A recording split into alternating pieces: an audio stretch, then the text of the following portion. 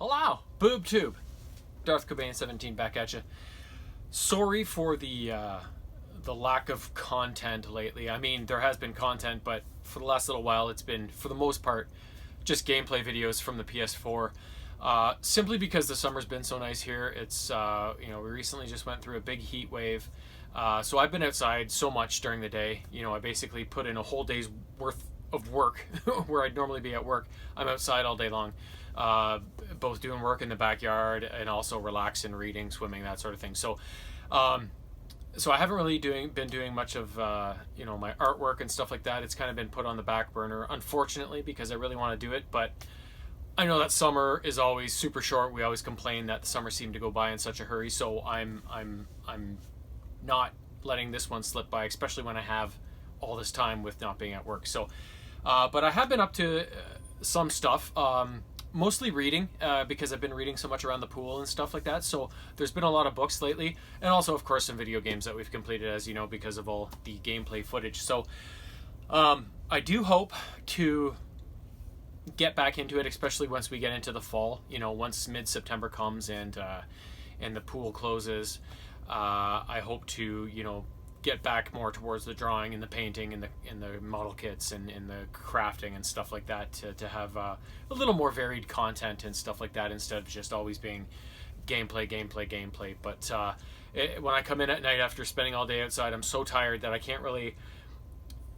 don't want to do anything art-wise, because one little mistake and you can ruin the whole thing, right? And my eyes are so tired and I'm so exhausted from being outside that all I have time to do or all that I have the urge to do is play some video games, because if I fall asleep in the middle of a game and I get defeated, I'll just try it again the next time, right? So there's no consequences in that case. So, but before I go on and on and on about all this stuff, let's get into what I have gotten done recently. My last outdoor book that fell within the classic literature series, that was the first thing up this time around, and it is the original Dracula by Bram Stoker. I'm a big fan of horror movies, and of course vampires being a very common theme in a lot of them. So I wanted to go back and read the original vampire story, where it all came from. So this was written, I think, just a few years before the year 1900 came along, and it stars a character named Jonathan Harker, who is an upcoming real estate guy in London, England, and on behalf of his boss, who can't travel, he goes in his stead and visits Transylvania, where this man named Count Dracula is trying to finalize a purchase of some land in London so he can spread his wings, so to speak. So Jonathan goes to visit this count in Transylvania at his castle, and along the way, the journey's fine for the most part until he gets closer to his final destination. He's met by a man that a big hulking man who seems to have red eyes, and who leads Jonathan on a frantic journey towards the castle, being chased by bloodthirsty wolves. But this guy seems to be able to control the wolves and stuff like that. So then when he gets admitted to the castle, things don't get any less weird. This count, who is kind of an old man with these pronounced features, and he seems to live on his own in this giant castle. He seems to tend to all Jonathan's needs on his own, doesn't have any staff, and as Jonathan kind of notices habits of the count, he realizes that this guy's never around during the daytime. He only comes out in the evenings and during the night, where they discuss all of the affairs they're supposed to. And as Jonathan begins to explore during the daytime when the count's not around, he finds a lot of the doors in the castle locked, including the ones that would be able to lead him anywhere outside of the castle in order to get out. And one night when he sleeps not in the chamber he was assigned but somewhere else, these three women kind of materialize out of nowhere and are intent on seemingly accosting him, but in kind of a good way, but it's not a good way. And until the count intercedes and gives these ladies an offering, which is this moving being inside of this sack, and Jonathan's like, what the hell is going on here? So he begins to spy on the count and notice he's coming and going from this one part of the castle. So during the day, Jonathan finds a way to go outside, like on the ledges of the castle, and go down to this area where the count always goes, and finds him lying asleep seemingly with his eyes open, inside of a coffin or a box full of earth, sort of thing, and is extremely freaked out and realizes he has to escape. So, and all the while he's writing in this journal that he wants his beloved wife Mina, or although they're not married just yet, to hopefully see one day when he gets back. So he's chronicling all of these details and adventures along the way. Excuse me. This is the first time I've yawned all day. It's like as soon as I start talking in front of a camera, I just get nervous and then I start yawning. It's kind of a thing I have. Anywho, so Jonathan does eventually engineer an escape attempt, but it's a long time before he's going to be able to get back to London as he begins that trek back. So, shifting focus, we go back to London, the London area, where Jonathan's beloved Mina is corresponding by mail with one of her best childhood friends, whose name is Lucy, who lives in Whitby. They're going back and forth, and finally Mina's like, I'm going to come visit you in Whitby for the summer. So the two start spending time together and are having a grand old time until one day this massive storm blows in, and in the middle of the storm, or near the tail end of the storm, I guess, this big sailing ship blows into the harbor, and when it settles, a really big dog runs free from the boat and just disappears. Nobody's able to find it. And as they board the boat and look around, there's nobody else on board other than the captain of the ship, who is dead and seemingly lashed himself to the wheel. So it's a big mystery, and nobody really knows what it's all about. But weird things happen, right? So not long after that, Lucy starts to develop a sleepwalking habit, which she used to have as a child. So one night when Mina she becomes concerned for her and is always kind of looking out for her. One night she wakes up, finds Lucy gone, so she tracks her to kind of the center of town where they always go during the day to hang out. And from a distance, she thinks she sees some sort of being kind of hanging over her. But when she finally gets to Lucy, this person, if he or she was ever there, is gone. And so Mina takes Lucy back home. But over the next number of days, Lucy's health really starts to fail, and she gets all pale and sickly and such. And so then Lucy's freaked out, or Mina's freaked out, so she writes Lucy's soon-to-be husband Arthur about what's going on, and but he can't come because his own father is sick, so they decide on a guy named Dr. Seward to come check her out. Now there's also, when Arthur proposed to Lucy, she received two other proposals around the same time. One from this Dr. Seward guy, who is a doctor and runs an insane asylum, and another one from an intriguing American chap named Quincy Morris. So this Dr. Seward comes to check on Lucy, and he's like, I don't know what's wrong with her. So he writes to his good friend, Dr. Van Helsing in Amsterdam, who comes to check it out, seems to kind of have an idea of what's going on, but is very unforthcoming with the details. Goes back and forth to Amsterdam a couple times to get some stuff he needs and check on some other stuff, and eventually comes and settles in Whitby while they look over Lucy. He puts some measures in effect to protect her, and they seem to work, but he always seems to get circumvented by like Lucy's mother, who removes the things, or something always happens, and eventually Lucy pays the ultimate price and dies. After her burial, in a mausoleum, she's not really buried, Van Helsing asks Dr. Seward to trust him, and they do a couple of experiments, and Dr. Seward is horrified to realize that Lucy is dead, but not really dead. She is undead. So the whole nature of this vampire aspect of Lucy and such is revealed to Dr. Seward by Van Helsing, who just had to kind of let Dr. Seward see the evidence for himself over time, and instead of just saying, oh, she's been bitten by somebody who's a vampire, now she's an undead, because he would just go, yeah, whatever, right? So he's kind of leads him to make his own conclusions and finally discover the truth for himself. The only problem is they don't know who did it. So eventually, though, Mina also becomes infected, and so together with a link that Mina and the Count kind of share, the gentlemen are kind of able to start tracking down this Count, especially once Jonathan gets home and is able to vouch for this Count and stuff like that. And they bring Dr. Seward, Quincy Morris, Arthur finally shows up. So there's all these men working towards saving Mina and tracking the Count down and beating him at his own game. But these 5 men and Mina, what chance do they have against this kind of undead being who's been around for eons, basically, and acquiring all this wealth and knowledge and such? So it's kind of this the last part of the story is just them pursuing the Count to the ends of the earth to try and dispatch him and create this evil from being in the earth and saving Mina's life in the same time. Because as you know, when you kill the head vampire, all the other vampires who haven't quite turned yet are saved, right? So great book. It was of the 4 kind of classic literature books I read, it was easily the one that was most understandable in terms of the English being used, and it was also my favorite. And I kind of read them in the order that I thought I would like them, from least to most, and I got it bang on. It was the Edgar Allan Poe, then Gulliver's Travels, then Frankenstein, then Dracula, and that's the order I thought I would like them in. And that's the way it did end up working out too. So it was by far and above my favorite of the bunch. I really like the whole mysterious and evil and fantastical nature of vampires and Dracula and that sort of thing.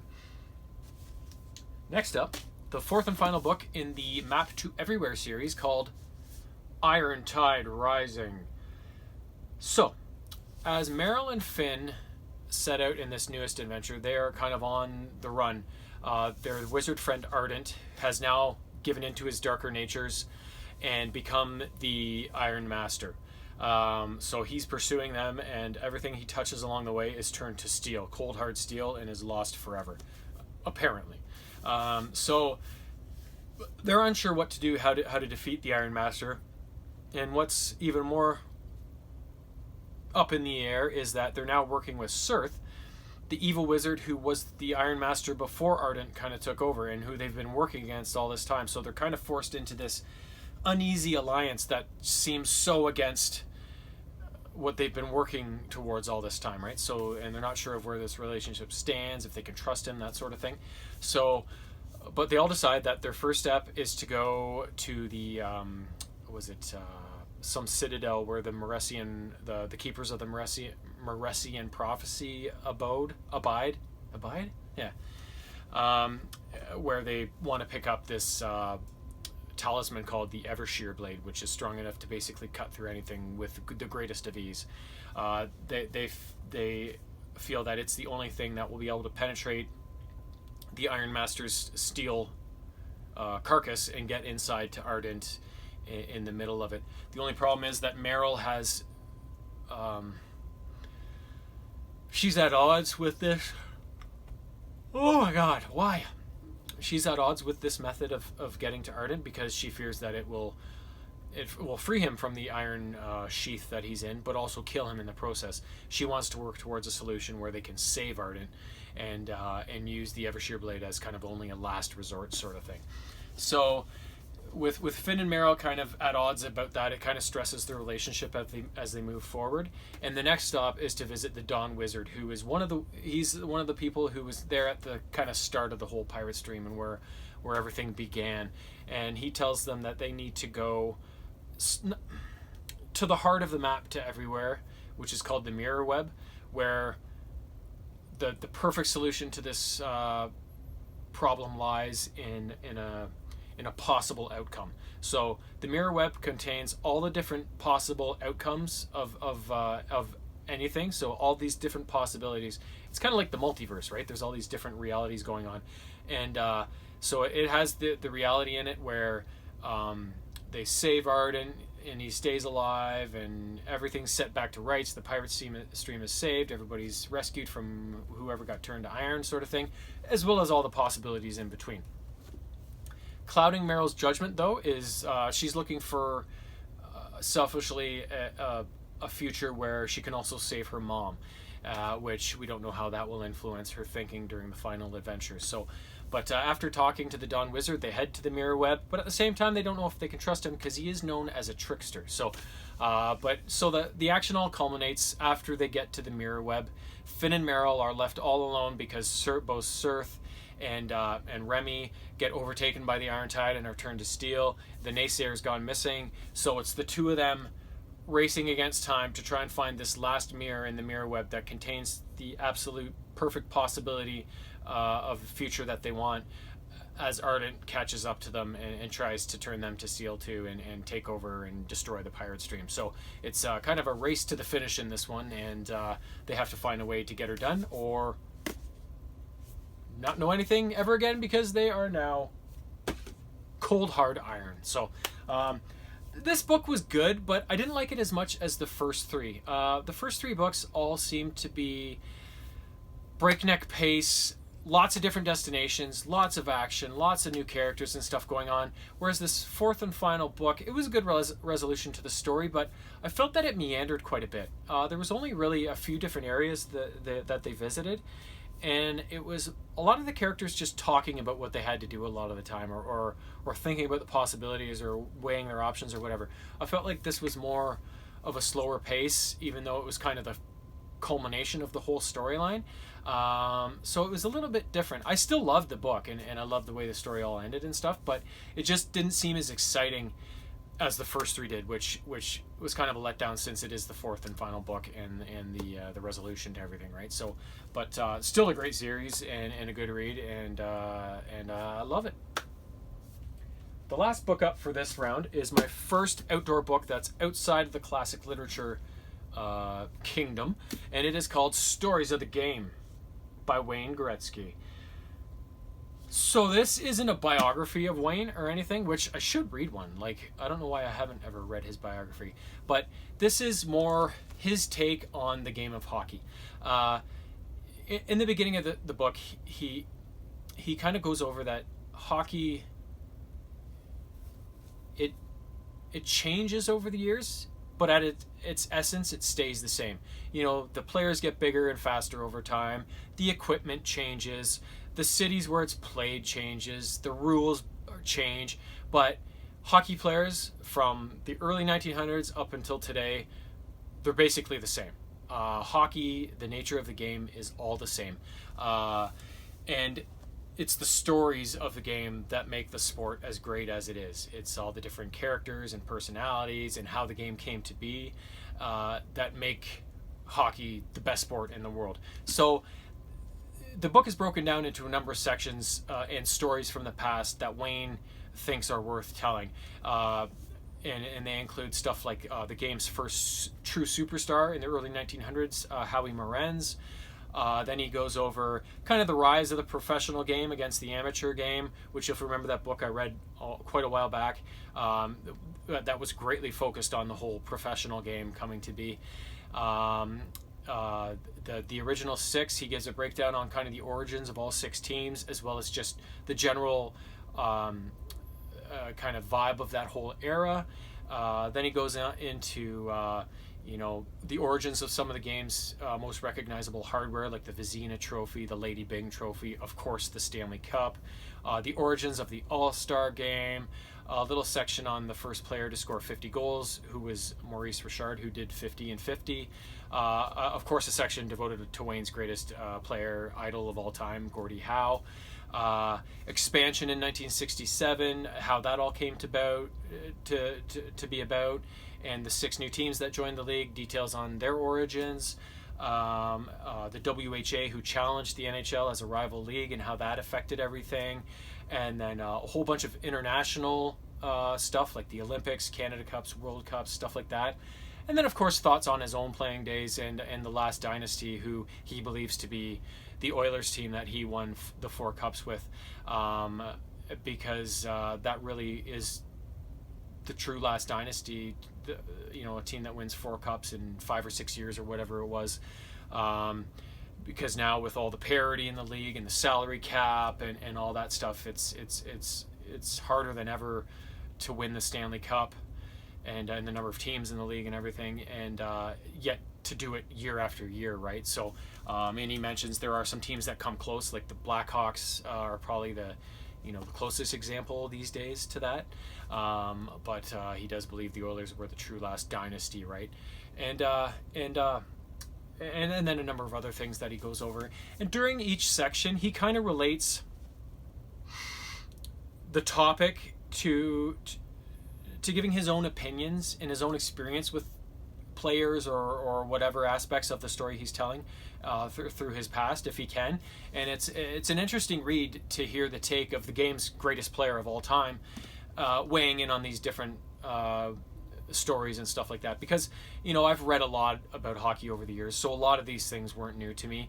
Some of them were, most of them weren't, but it didn't seem like repetition or anything, because it was coming from Wayne's viewpoint, and there was little insights along the way that he gave, from his own personal experience on them, that made it so much more interesting, sort of thing. So really good book, and hockey really is the best game in the world. I don't understand people who can like other sports and not even give hockey a look.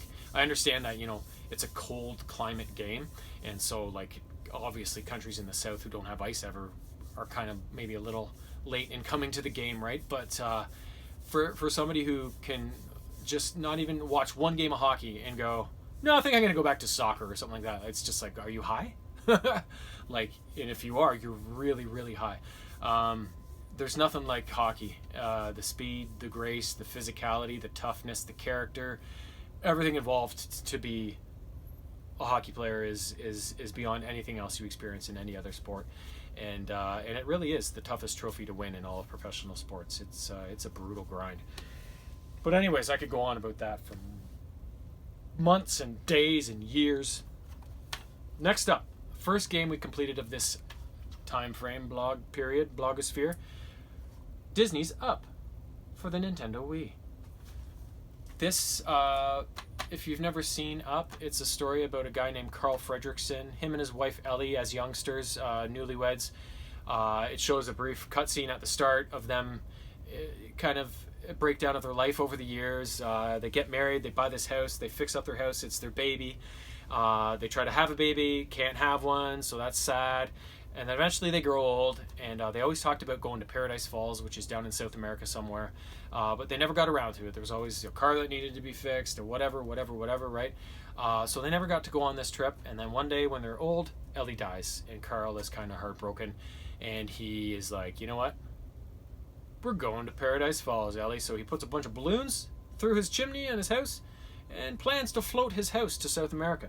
And along the way, he picks up a little wilderness explorer who was at his house at the time, and he didn't realize it. So this little scamp named Russell comes along for the adventure.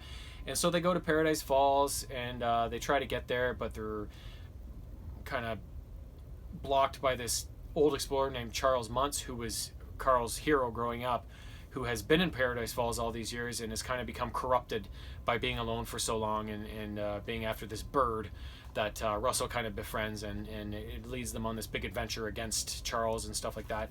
And they pick up this little dog named Doug, who is a happy little dumb guy, and he's so funny. And then, it's just this adventure. A fantastic movie. So this game basically picks up as they are kind of arriving at Paradise Falls in the house. It doesn't go over the start of the movie at all. It's kind of picks up when the action begins. So playing as Carl and Russell, it's a two-player game.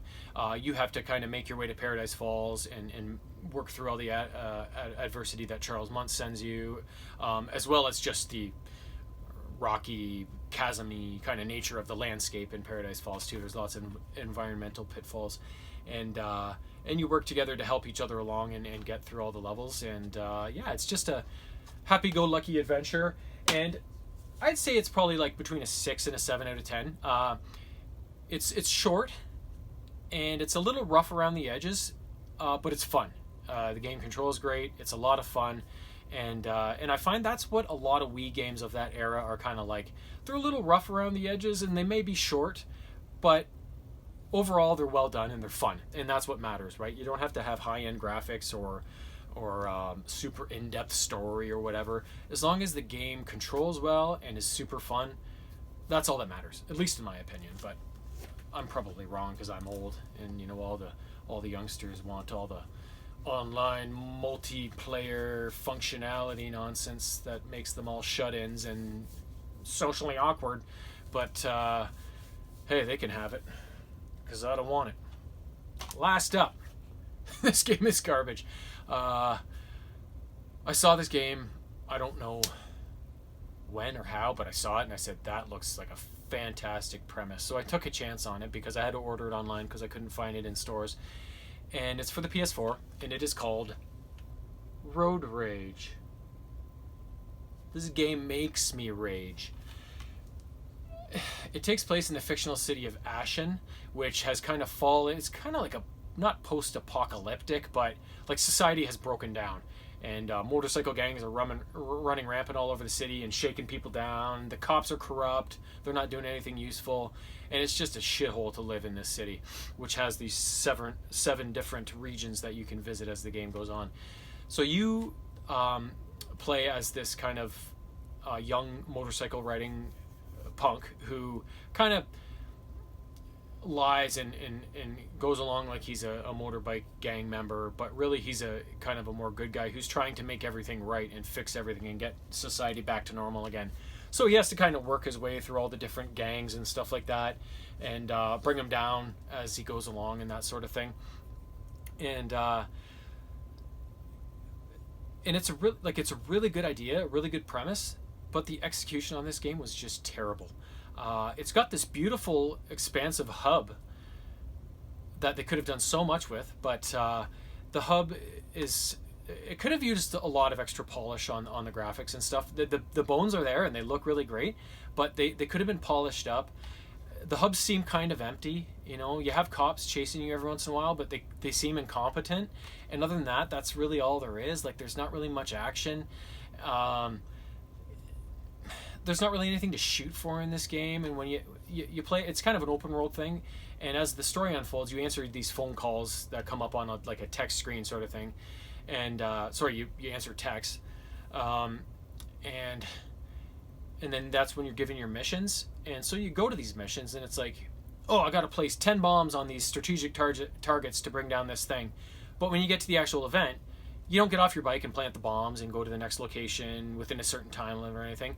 You basically just run a circuit race through these checkpoints, and like you assume that you drop the bombs off or whatever.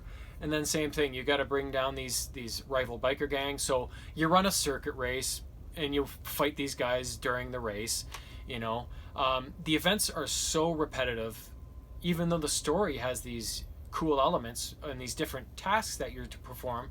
The gameplay is just all the same. You're just running these same different types of races all the time, and it gets so repetitious. There's just so much missing from this game.